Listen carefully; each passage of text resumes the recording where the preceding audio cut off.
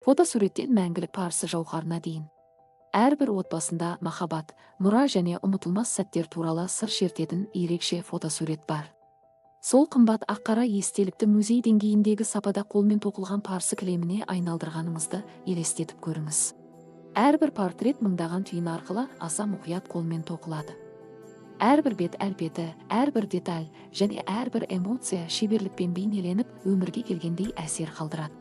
Бұл жай ғана фотосуреттің көшірмесі емес, әлемдегі ең көне әрі ең беделді көркемдік дәстүрлердің бірінде отбасыңыздың мұрасын сақтайтын бірегей бейнелеу өнері туындысына айналады.